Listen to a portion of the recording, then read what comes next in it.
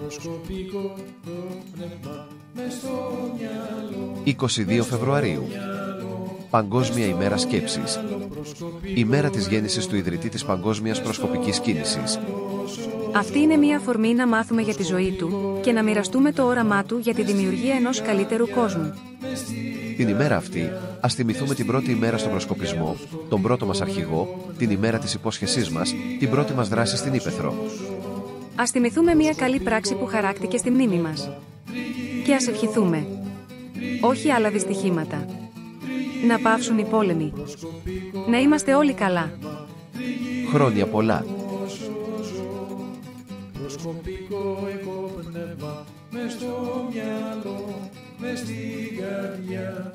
Τριγύρω μου προσκοπικό εγώ πνεύμα